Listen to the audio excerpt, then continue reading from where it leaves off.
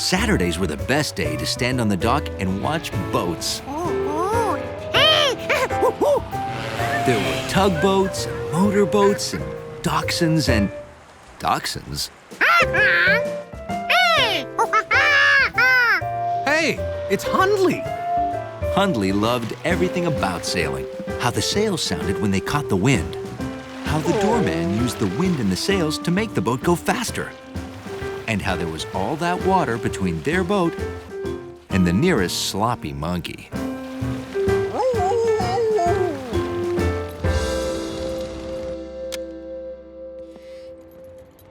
Hey, I never knew you guys sailed. Sure. Hundley likes sailing so much, I put a boat in his dish.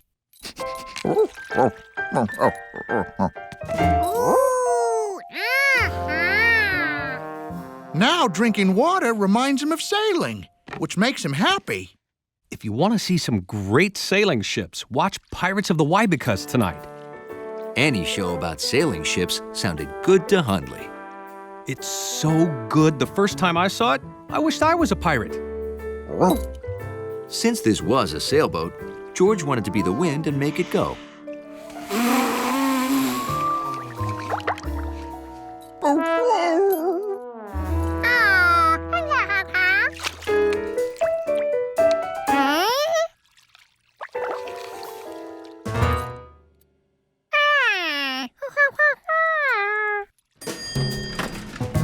Let's go, George.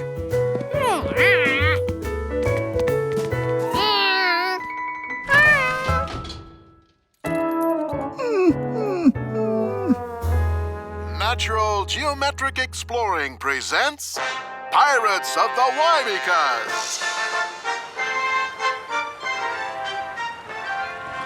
Wow. How'd you like to sail a ship like that, Hundley? Now there was a ship that couldn't be sunk by monkey breath. The SS Wybecas was attacked by the bold pirate Black Hat Besame. Pirate vessel off the port bow. All hands to your stations. Haul wind, coxswain.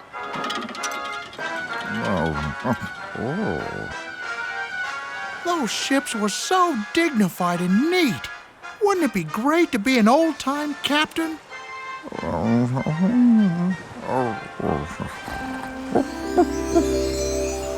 The neatest ship to ever set sail was the SS Dignified. Its commander was world-renowned, Captain Hundley. No other captain was as smart, as orderly, or had as wet a nose. All's clear, Captain Hundley, sir. Thank you, sir. You know how much your approval means to me, sir. Captain Hundley's crew was always orderly and efficient.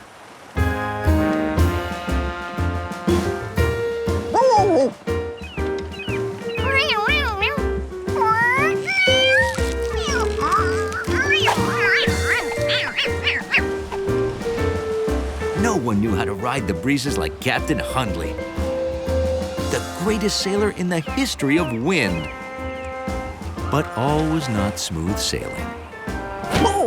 A new crewman came aboard during a stop in the Dry Tortugas. New first mate George was a sloppy monkey with a jelly sandwich.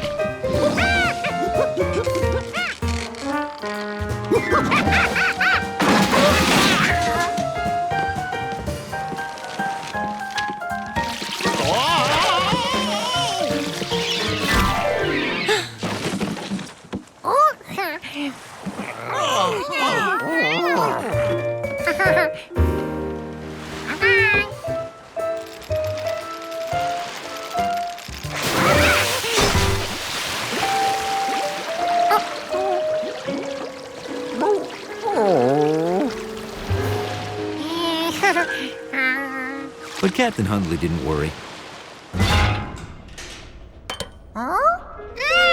He put that monkey in the brig and kept his ship dignified.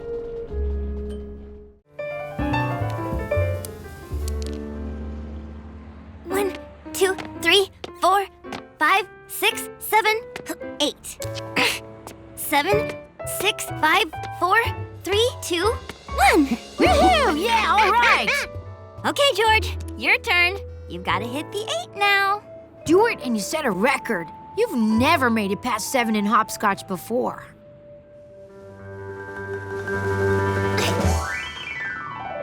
Huh? Oh, George, when you reach 7, you just have bad luck. George was sure that's what he had. He had bad luck with pouring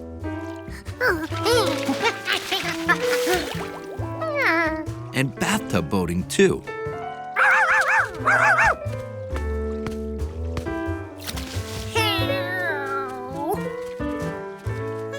George started to wonder if this bad luck would ever end.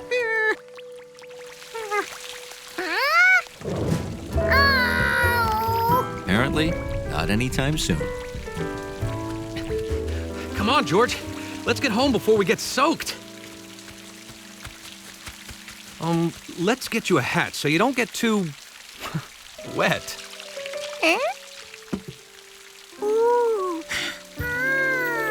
You like this one?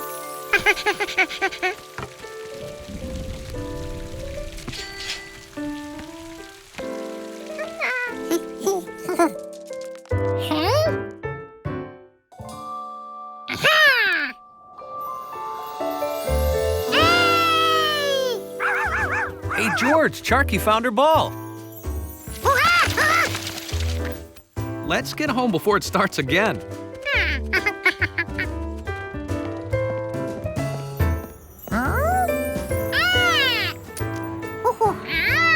Oh, hey, that's pretty lucky. You want to use it in the toy store?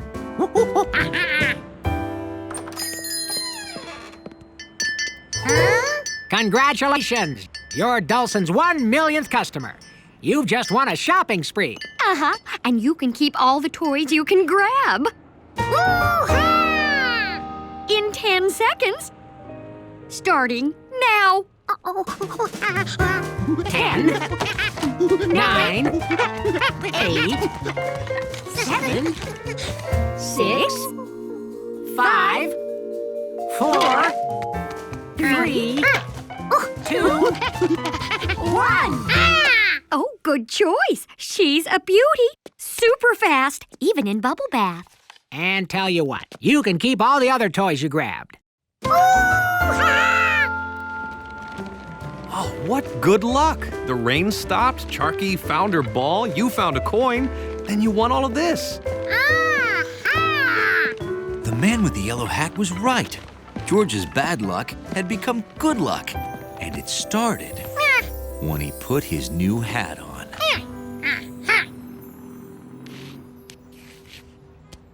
I call this extreme hopscotch. You think he can handle it? Yeah! You can go first.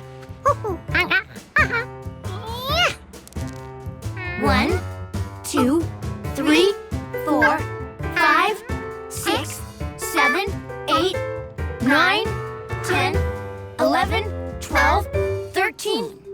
13? George had never counted past 12. What did 13 look like?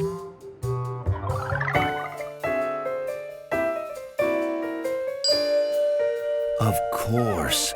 1 comes before 2, and 2 comes before 3.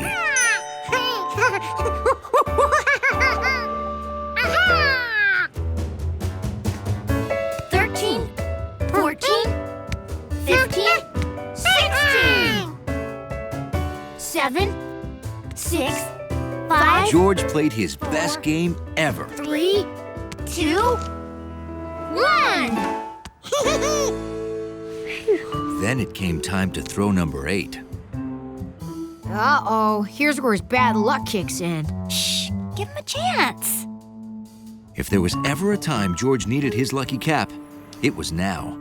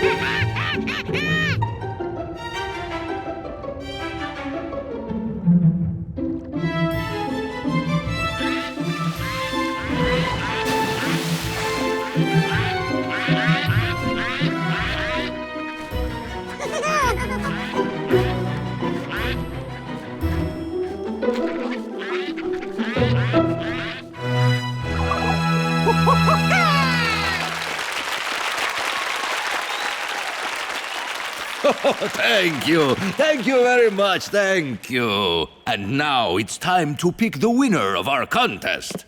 The winner is seat B3. George, you're in B3. You won. Here's the winner. George won. Ha ha! Our winner is that young man. He's a monkey. Well, that young monkey's been picked to be the conductor at our next children's concert in the park.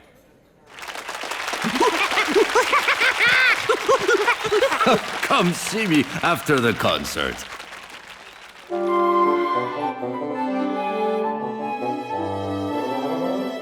Welcome, welcome. George, you know what the conductor does, right?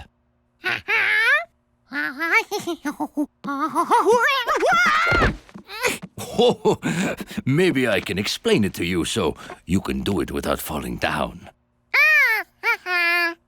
There's a lot of counting in music, such as counting the tempo, the speed of the music. The conductor helps keep the tempo of the music with a little stick called a baton. I can count the tempo like this.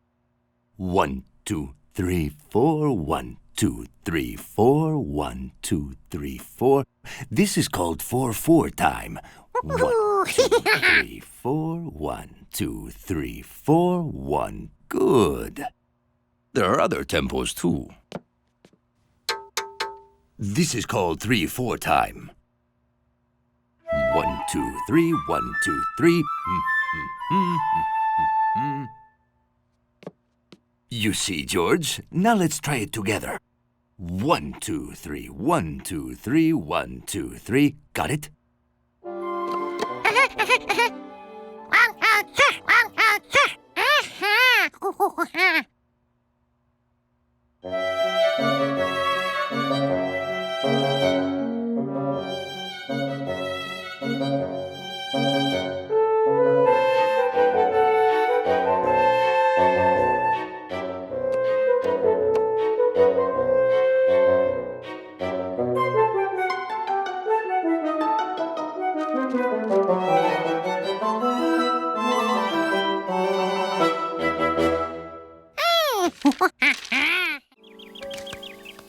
At harvest time, Farmer Rankins liked having a few extra hands around to help pick the apples.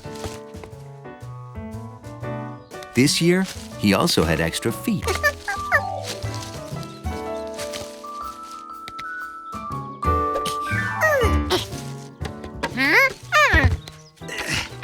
It's real nice of you two to help out.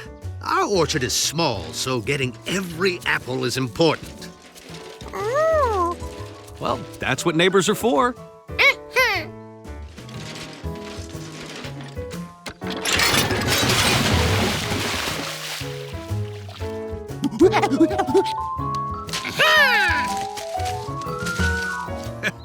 He's certainly built for apple picking. Oh. Ow. Can't say the same for your hat. I'm gonna join the missus round back. Once you fill that cart, you can unload it in the washing trough. Will do.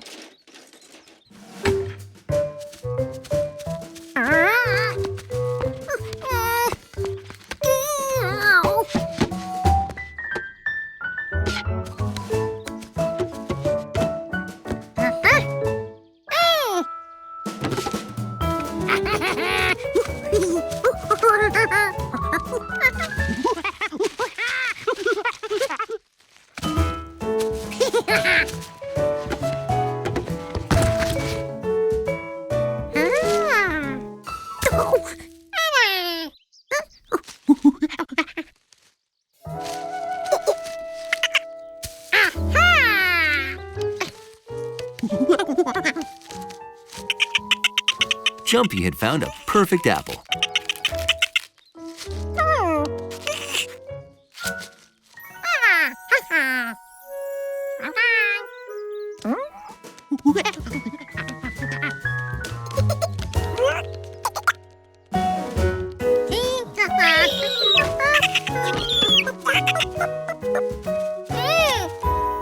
Oh, one more? Okay, put it in.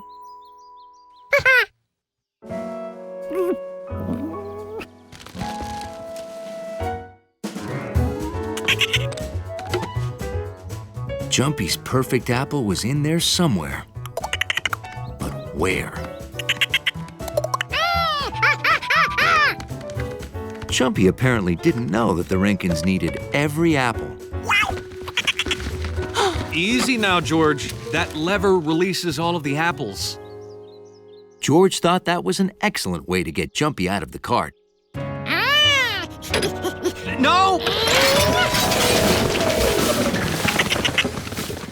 And it worked.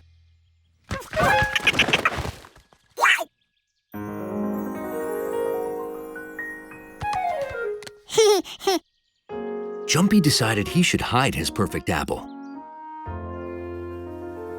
Maybe in there. Well, that's okay. We can gather them up again.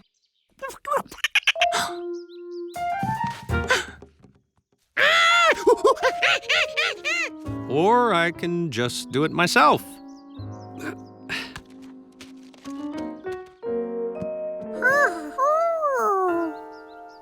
What was this?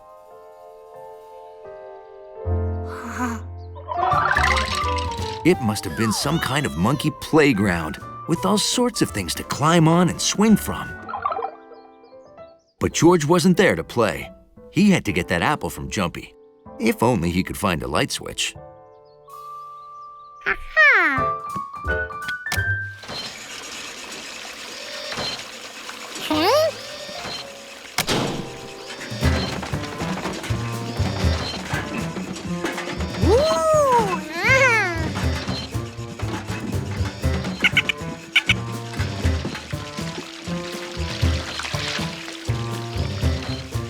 Farmer Rankin said he loved his apples, but George was surprised that he made a ride for them. Those buckets must be there to carry the apples high out of the reach of squirrels. Wait, where was Jumpy?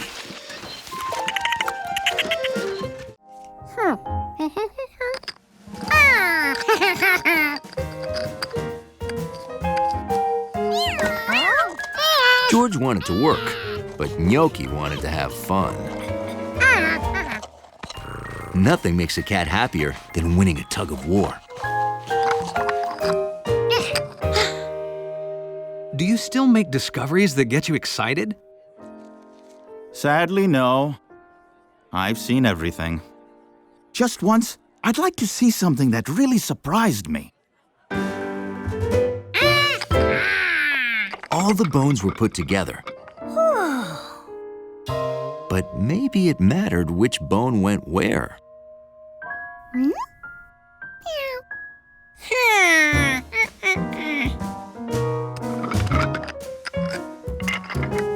Gnocchi was happy. It looked like George was setting up a new round of whatever this game was. All right, let's see my skeleton. But we just ordered dessert. Dessert? Of course, this memory of mine. But I'm anxious to know how you've handled my precious bones.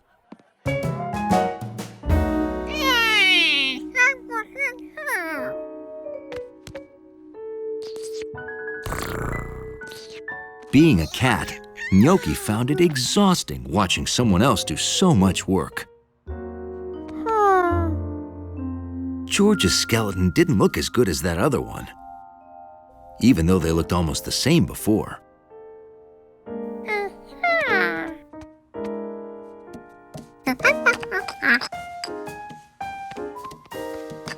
If they looked the same, he could figure out where the bones belonged by using the other one as a guide.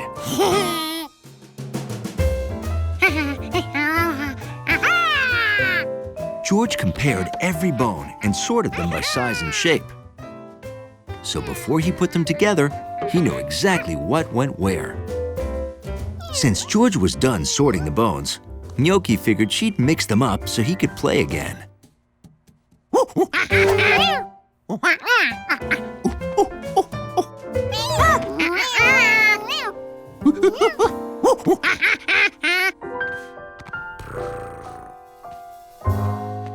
So, am I forgetting anything? Or is it now time to see how you've taken care of my baby? It's time. Oh, I'm nervous. You have nothing to be nervous about whatsoever.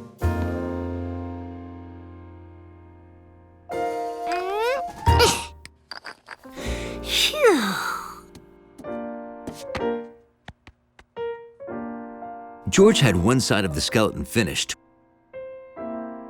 when he noticed both sides looked the same, except opposite. He could finish by matching the remaining bones to what he'd already done.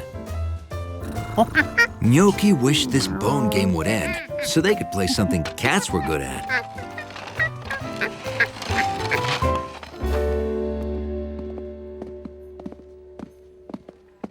I'll admit I'm worried. No one else but I has ever handled those bones before today.